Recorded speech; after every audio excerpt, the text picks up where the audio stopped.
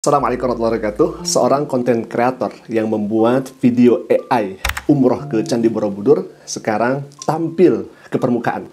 Alhamdulillah, pemberitaannya begitu sangat menarik untuk kita simak karena orang ini ternyata memiliki profesi yang berhubungan dengan Candi Borobudur gitu.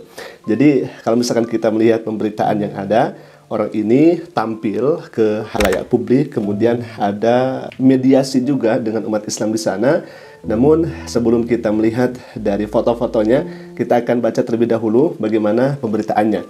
Banyumas Viva Yulianto, seorang warga Sukaharjo, Jawa Tengah, akhirnya muncul di hadapan publik untuk minta maaf terkait video bertema umroh di Borobudur yang sempat heboh di dunia maya. Ia datang ke kantor Dinas Pariwisata Kabupaten Magelang bersama keluarganya dan menyatakan permintaan maaf tanpa tekanan dari pihak manapun.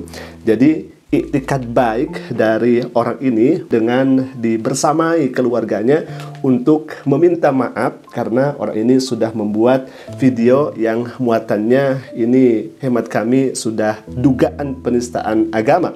Kenapa dikatakan seperti itu? Karena jelas umroh itu ibadah umat Islam yang di dalamnya ada rukun, kemudian harus dipenuhi oleh umat Islam itu sendiri, seperti halnya kita niat, kemudian kita tawaf, kemudian tahalul dan lain sebagainya.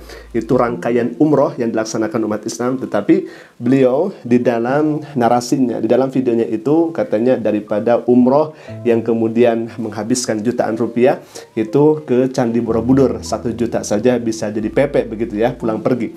Nah, kita akan lanjutkan lagi. TikTok @NSI Incord. Dalam penjelasannya, Yulianto yang dikenal sebagai warga Sukaharjo menyebut bahwa video kontroversial bertajuk umroh di Borobudur itu dibuat menggunakan teknologi AI dan bertujuan untuk promosi produk lokal seperti menyan. Nah, kita juga sudah mengetahui bersama, jadi memang video itu dibuat dengan menggunakan AI, tetapi niatan beliau katanya untuk promosi produk lokal seperti menyan. Nah, kita lanjutkan lagi. Meski begitu, kontennya justru heboh di dunia maya karena dianggap mencampurkan urusan spiritual dan budaya secara tidak tepat, sehingga ia merasa perlu untuk minta maaf kepada publik. Kasus video AI buatan Yulianto, warga Sukaharjo tersebut, menampilkan narasi umroh di Borobudur yang memicu kritik tajam. Setelah menuai protes dan heboh di dunia maya, ia kini harus menjalani pemeriksaan lebih lanjut oleh kepolisian. Permintaan minta maaf dari Yulianto menjadi langkah awal untuk meredam polemik yang muncul akibat konten yang menyinggung sensitivitas agama dan budaya. Yulianto datang ke kantor Dinas Pariwisata, Kepemudaan dan Olahraga Disparpora, Kabupaten Magelang pada Kamis 12 Juni 2025 pagi. Ia hadir tanpa paksaan dan didampingi keluarganya. Dalam pertemuan itu, Yulianto mengaku bahwa video umroh di Borobudur adalah hasil karyanya sendiri yang dibuat dengan kecerdasan buatan bernama VEO3.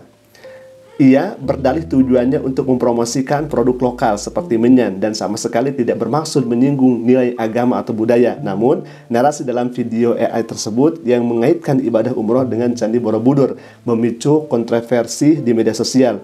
Banyak netizen menilai konten tersebut tidak sensitif terhadap nilai-nilai keagamaan dan kultural. Tanah suci tak harus jauh. Narasi dalam video itu mengundang protes dari berbagai kalangan. Usai menyampaikan permintaan maaf, Yulianto langsung diperiksa di Satreskrim Polresta Magelang.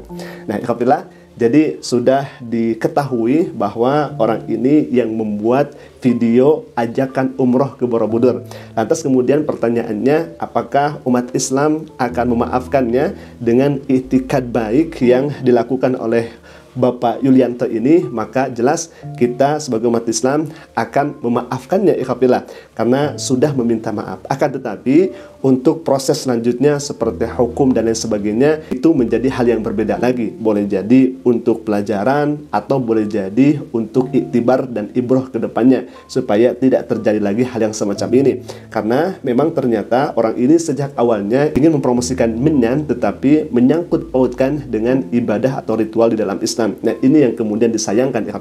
Baik, jadi ini orangnya sudah tertangkap, bahkan sudah ada umat Islam juga yang datang ke sana. Nah, ikhwabillah, ternyata sebelumnya kami juga pernah diberikan sebuah komentar oleh non-muslim, oleh orang Kristen. Tidak tahu apa tujuan dan maksudnya, hemat kami, orang non-muslim ini, orang Kristen ini, dugaan kami memang mendukung daripada Yulianto ini ya, Bang Yuli ini, karena kalau misalkan kita melihat ya di salah satu komentarnya, ini tanpa ragi namanya, dan orang ini ya seringkali membahas-bahas Islam begitu ya. Nah, di sini disebutkan di video yang kami pernah tampilkan itu terkait daripada beliau yang membuat konten AI untuk ibadah umroh ke Borobudur itu. Nah, di sini disebutkan lebay amat, kata surga neraka aja bahasa Hindu juga dipakai oleh Islam. Nah, kami jawab, alhamdulillah. Yang pertama, Islam mengambil kebenaran dari wahyu. Kata surga dan neraka hanya terjemah, tidak terkait dengan ibadah. Seperti Anda mengatakan kursi, istirahat, mati, makam, itu semua dari bahasa Arab. Sedangkan umroh dalam Islam ibadah mendatangi tanah suci Mekah. Masalahnya dalam narasi video di atas disebutkan daripada ke tanah suci, ngantri dan biaya puluhan juta, lebih baik umroh ke Borobudur. Seperti hanya saya mengatakan, daripada datang untuk kebaktian ke gereja, mending kebaktian ke wihara. Nah, kami membuat analogi seperti itu supaya yang memberikan komentar ini paham dan ngerti bahwa ibadah umroh ini dikhususkan hanya bagi umat Islam saja yang memiliki rukun syarat tertentu ketika kita menjalankannya. Tetapi orang ini mengatakan dengan kata-kata yang lebay amat katanya, karena surga dan neraka itu mengambil dari bahasa Hindu. Silakan, kalau misalkan saling mengklaim surga neraka dari bahasa Hindu, berapa banyak di dalam bahasa Arab atau bahasa dalam Al-Quran yang kemudian dipakai oleh orang Indonesia? Karena di Indonesia ini banyak sekali mengambil serapan dari bahasa Arab itu sendiri. Subhanallah, banyak sekali, alhamdulillah. Tidak kemudian hanya puluhan, bisa ratusan, bahkan bisa ribuan, alhamdulillah. Ya, kami katakan tadi di sini ada seperti istirahat, makam, kemudian kursi. Sampai kursi itu dari bahasa Arab ya, alhamdulillah. Dari kata kursiun yang kemudian diserap ke dalam bahasa Indonesia.